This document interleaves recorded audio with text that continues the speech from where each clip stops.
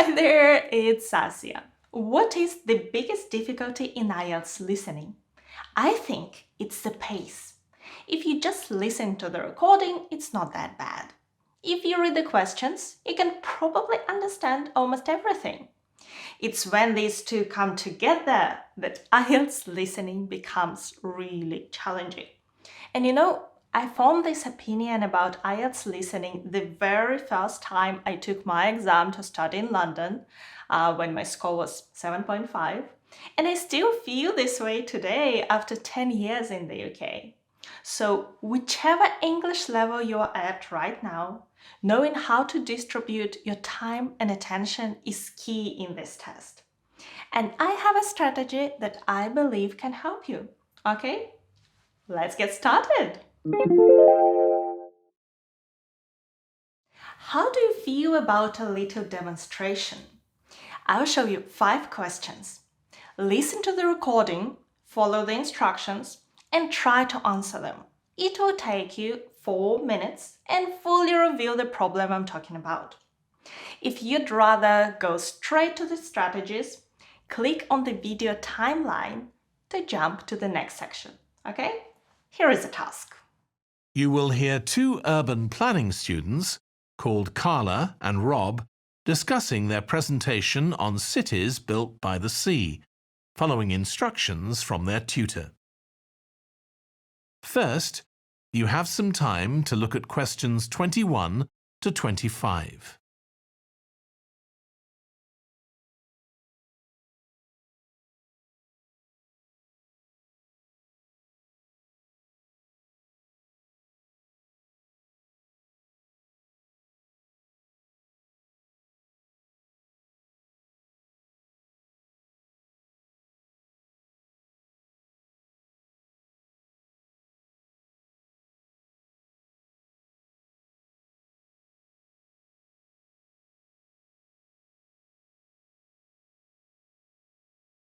Now listen carefully and answer questions 21 to 25.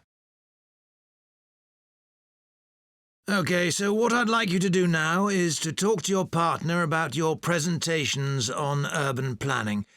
You should have done most of the reading now, so I'd like you to share your ideas and talk about the structure of your presentation and what you need to do next. OK, Rob, I'm glad we chose quite a specific topic, cities built next to the sea. It made it much easier to find relevant information. Yeah, and cities are growing so quickly. I mean, we know that more than half the world's population lives in cities now. Yeah, though that's all cities, not just ones on the coast. But most of the biggest cities are actually built by the sea. I'd not realised that before. Nor me. And what's more, a lot of them are built at places where rivers come out into the sea, but apparently this can be a problem. Why? Well, as the city expands, agriculture and industry tend to spread further inland along the rivers, and so agriculture moves even further inland up the river. That's not necessarily a problem, except it means more and more pollutants are discharged into the rivers. So these are brought downstream to the cities? Right. Did you read that article about Miami on the east coast of the USA? No. Well, apparently back in the 1950s, they built channels to drain away the water in case of flooding. Sounds sensible. Yeah, they spent quite a lot of money on them, but what they didn't take into account was global warming. So they built the drainage channels too close to sea level, and now sea levels are rising, they're more or less useless. If there's a lot of rain, the water can't run away. There's nowhere for it to go. The whole design was faulty. So what are the authorities doing about it now? I don't know. I did read that they're aiming to stop disposing of wastewater into the ocean over the next 10 years. But that won't help with flood prevention now, will it? No, really, they just need to find the money for something to replace the drainage channels in order to protect against flooding now. But in the long term, they need to consider the whole ecosystem. Right. Really, though, coastal cities can't deal with their problems on their own, can they? I mean, they've got to start acting together at an international level instead of just doing their own thing. Absolutely. The thing is, everyone knows what the problems are, and environmentalists have a pretty good idea of what we should be doing about them, so they should be able to work together to some extent. But it's going to be a long time before countries come to a decision on what principles they're prepared to abide by. Yeah, if they ever do. Okay, the answers are 21B, 22A, 23C, 24B, 25A. It was a hard task, wasn't it? Let me know in the comments how many questions out of 5 you could answer correctly. Coming back to our strategy, could you read all the questions and options before the recording started? I couldn't. We were given around 35 seconds, and that's just not enough. And I find that in multiple choice questions, knowing each option in advance really makes a difference. I'll link the video about this particular type of task, but more generally, my main IELTS listening trick is to use the time for instructions and revision to read coming questions. There are 4 sections in IELTS listening. At the end of each section, you are given 30 seconds to review your answers. Together with instructions telling you to do so, that's 45 seconds. Plus a time with instructions for the next section. You could get 1 minute 45 seconds to read the questions instead of 30 seconds. Do you think it would make a difference to your ability to answer these questions? And if you're wondering if you're actually allowed to turn the page and go to the next section before you hear the instructions to do so, the answer is yes. Once you open the test questions, you can go to any of them to any page you wish. In a computer-based exam, you just need to click on the next question or the arrow to go to the next section.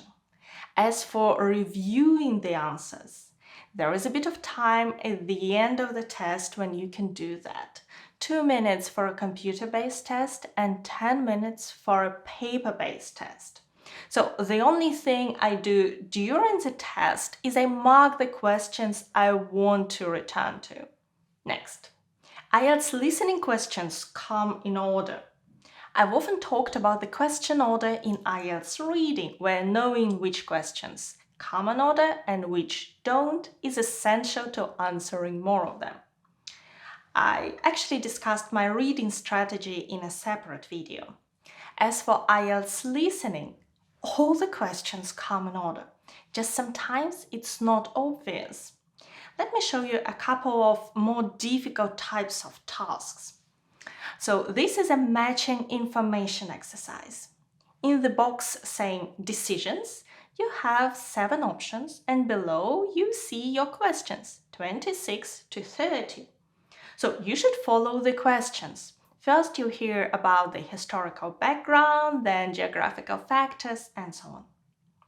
Before the recording starts, try to memorize the options in the box so you could quickly understand what they're talking about.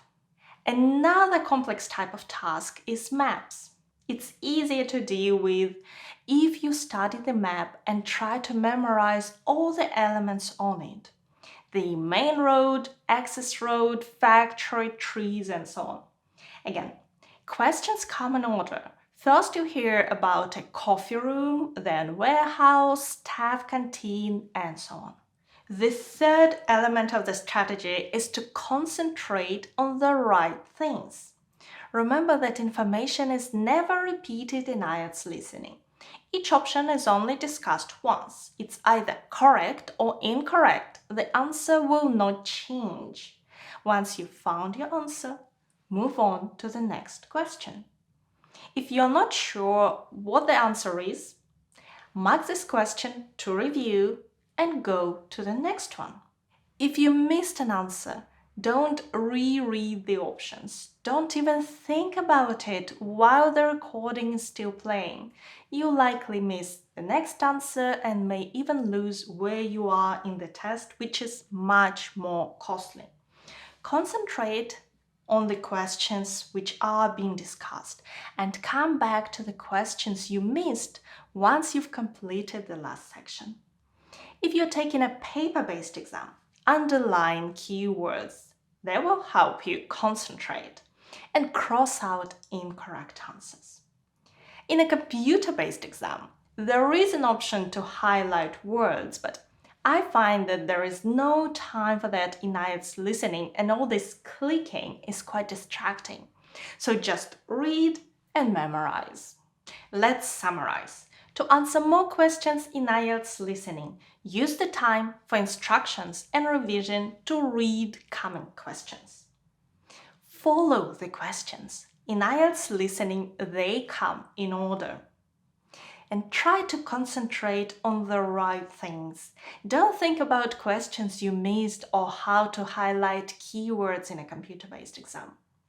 That's all for today. The videos about my reading strategy and multiple choice questions that I mentioned before are right here. Thank you so much for watching me today. Good luck with your preparation and your exam. Bye!